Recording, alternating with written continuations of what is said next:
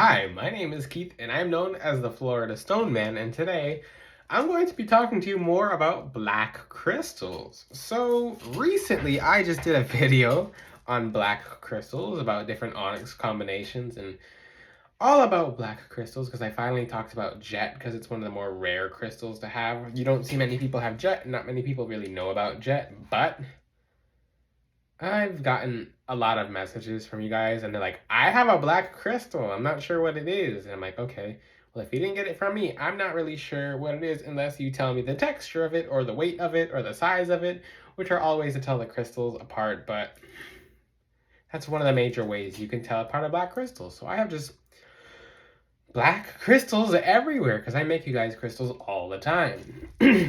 But what happens if I mix a bunch of crystals together by accident, like a whole bag of obsidian with a whole bag of onyx? Do I get rid of all of them?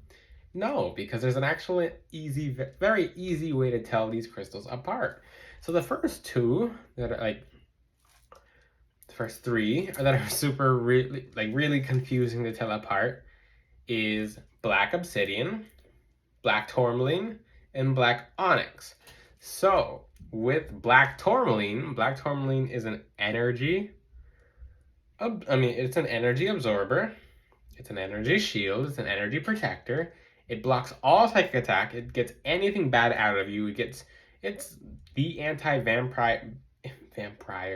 vampirism stone. It stops all energy vampirism. It stops all hexes. It stops all curses. It's beautiful in that way. But what happened? Like, maybe you have onyx, and you're like, maybe you're not familiar with crystals or how to tell crystals apart. Maybe you got a crystal, you don't even know if it's real, but you can't even tell if it's real or not because you don't know what crystal it's supposed to be. So a lot of times you guys are just getting, at best, onyx, but a lot of you are just getting glass that really, like, it just looks like onyx, but it's just glass because people are very good at faking crystals. They've gotten so much better at faking crystals. It's otherworldly, and it's almost I really do have to compliment them because they put some time into faking crystals now. Like, they hit a certain point where I believe it costs more money for them to fake it than to get the real one, but on a massive scale, it's easier for them to fake it because they can replicate it so much to the point where it actually becomes profitable for them to fake crystals. I don't like being the bearer of bad news, but most of you do have fake crystals. If you got them at the mall, just at some random place, off Amazon, a lot of places on Etsy, like, the vendors don't even know that they're fake, and they're just kind of selling fake crystals because they never do the tests themselves. So with black tourmaline, you can think of it like this. So with black tourmaline, actually, I'm not going to start with black tourmaline. Let's start with onyx because this one's easy. So now you determine you have a real crystal. Now, energetically, you're not going to really be able to tell the energy of onyx unless you're really experienced or really energy sensitive, because onyx is just it's a subtle slow energy. So when you hold onyx, you're like, is this onyx or is this glass? And keep in mind, this is where the challenging part comes in to tell your black crystals apart. Glass has energy. What? That's why some of you feel the energy of the crystal. You're like, oh, I can feel the energy. Well, glass actually holds energy, so it's going to throw some of you off who are kind of new to energy. And sometimes you guys are getting the placebo effect with glass. Good example, moldavite. What's the other one? Andara glass. You guys should completely look into that. It's basically it's stronger than moldavite, and people will use days and days of their time to look up Andara glass, and it's just all slag glass. And they'll hold it, and they have such an expectation and a placebo effect for it that it'll knock them over because it's too strong. But it's basically their mind going inside the crystal, because they're ungrounded to begin with, and they'll get completely ungrounded and just be like, I have to put this outside because it's so strong. But meanwhile, it's glass. Funny story, I partially believed in Andara glass just because of how many people are falling for it. So when I got Andara glass gifted to me, I held it, and my hand was tingling like crazy. I'm like, I know this is just glass, and I asked myself, is there a part of me that believes that this was the world's most powerful crystal? And I'm like, yeah. So from seeing all the reviews online of how powerful it is and how life-changing it is, a part of me did believe it, but then a part of me was Like, I know it's just glass. Like, they've proved that it's just glass. It's not special glass, it's just glass. And then after I kind of realized that, the tingling went away. So that's a placebo effect for that. And it wasn't like ooh, I can feel it in my heart chakra. No, it was just tingling. So a lot of you guys who have crystals, black crystals that are fake, and you still feel the energy, you're gonna feel the energy because there's a placebo effect, one. Number two, glass holds energy, and I'm finally gonna get on to telling you guys the difference between onyx and like dyed glass. You're not really gonna be able to tell the difference. There's certain patterns in onyx. A lot of onyx is dyed. Yeah, they've been doing it since ancient Egypt, since the Roman times. It's just accepted. Like, I mean, you can find onyx that's 100% undyed. That's not really what it's known for historically. And even the undyed onyx, like, it was ritualistically dyed. Like, they'd heat up sugar. They would use it different ways to dye it. I think it's pretty cool the way they dyed it, and I like to use dyed onyx for myself. I can have dyed onyx. I always tell you guys if it's dyed or not. I always like it when it's dyed because that's how they were doing it in ancient Egypt. They did it because it's beautiful and it was a ritualistic thing for them. So that's how I like my onyx. I'm very upfront about it with people, but that's how onyx is. It's dyed to begin with. But there's two kind of dyes: the legitimate dye, like the what they did back then, or the cheap dye where it just fades off on your skin. That's not good. So with dyed onyx, it looks just like glass. It's gonna feel like glass. The only way you can tell it apart is by weighing it. You're gonna have to find the measurements online because that's a very specific test. So it has a hardness to it. You can scratch it. You can heat it up. Just know that when you heat it up, the soot from the lighter is going to get on it. So that's not a very good way for most of you to tell unless you're doing it in the lab. But most of you don't have access to that. So I'm not gonna teach too much about that. Just with with onyx and dyed glass, long story short, you almost can't tell them apart. But good news, because black tourmaline versus onyx, or black tourmaline versus dyed glass, black tourmaline is supposed to have, and remember, it's it's a stone that's more likely to break. When you get a raw piece of black tourmaline, it's breaking all over the place, especially if it's uncleansed and uncharged. That's just how black tourmaline is. It's called schorl. I call it schorl for a reason as well, because other people call it schorl. It's known as schorl, but it's not a popular name. I think of it as schorl as it's just shambling off. It's just flaking off. But that's just how black tourmaline is. And when you get into a polished version, it's still kind of like it's not flaking off at all because it's rounded. Tourmaline should be more expensive. If you got cheap tourmaline as beads, you didn't get tourmaline. You got onyx or dyed glass. But when you look at it very closely, you will see kind of like cracks in the tourmaline on the bead, because remember how I said tourmaline kind of flakes off? Well, when you have tourmaline, it's supposed to have, like, if you look very closely and you'll see cracks. How heavy it is, it's a tiny bit, it'll feel tiny bit different in weight versus onyx. Energetically, tourmaline will feel heavy. Physically, it should feel heavier as well. You can't really tell because it's very minor. I know, I'm making this as easy as possible because you guys are not going to go out and go into labs and get chemical tool kits. So I'm telling you how to tell it apart by eye. So basically, onyx and dyed glass, you almost can't tell them apart, even by energy. So I'm telling you how to tell them apart physically and how to tell them apart lab-wise as best as I can, because like I said, I know you guys are not going to run to the lab. You can run to a lab or get lab equipment. It's going to be fun for you guys. If you're into chemistry or biology like I am, then it's going to be fun for you guys. But black onyx and black tourmaline, the black tourmaline is supposed to have little cracks in it.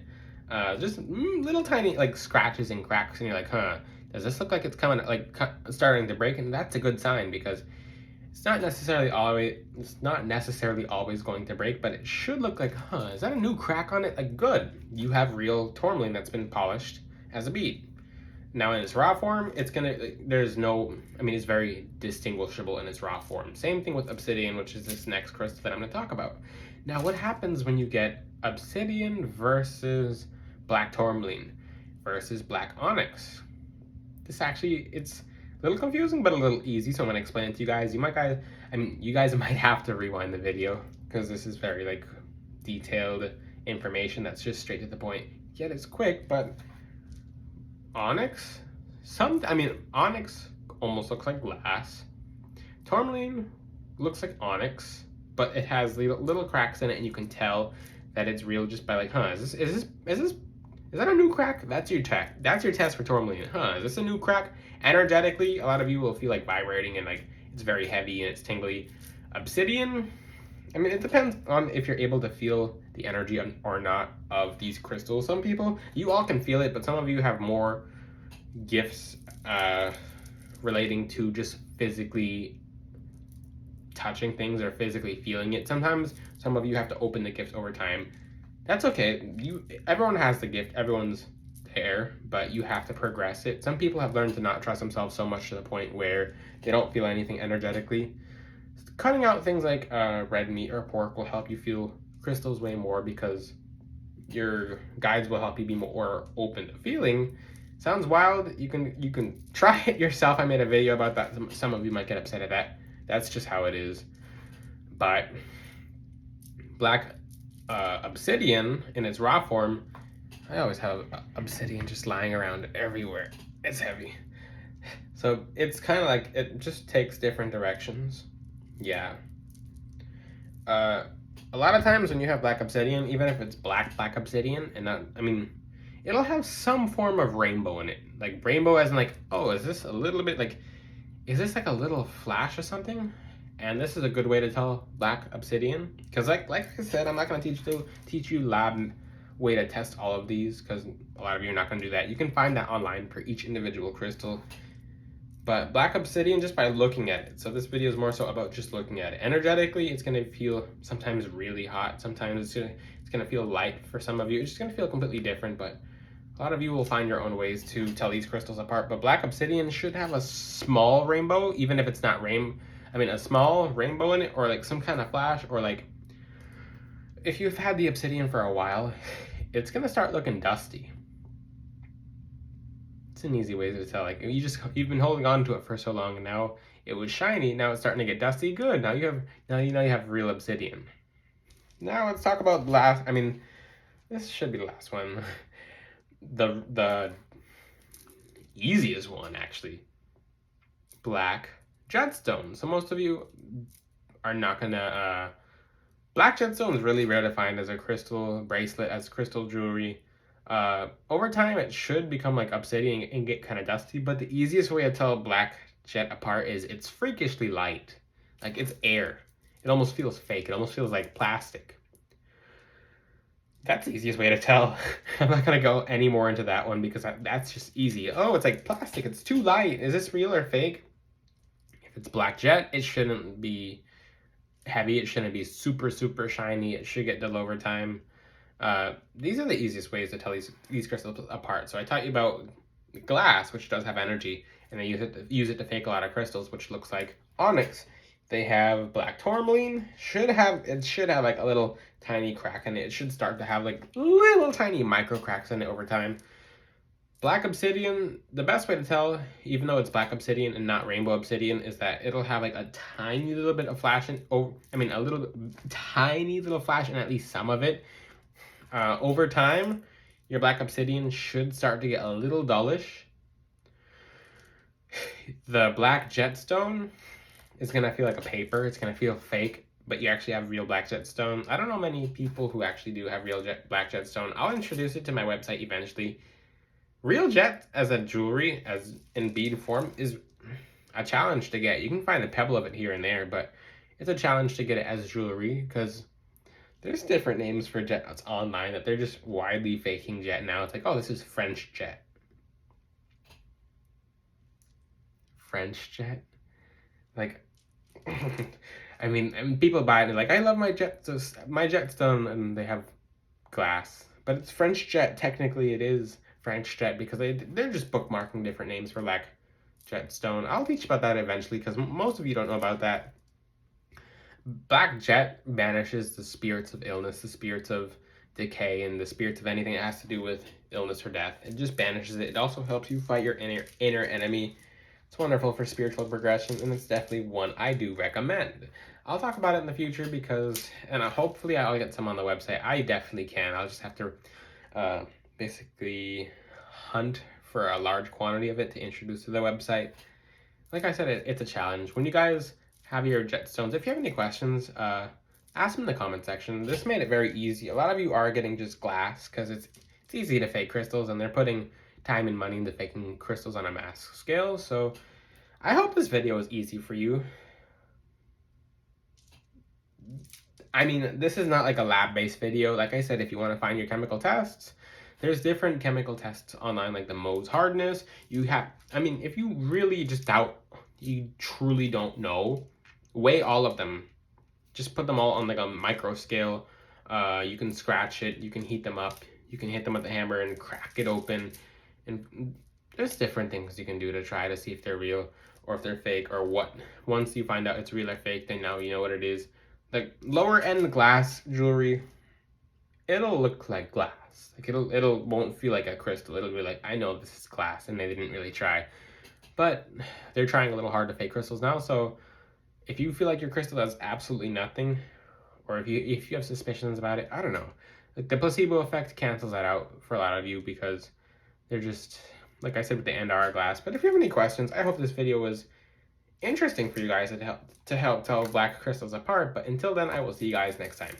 Ciao!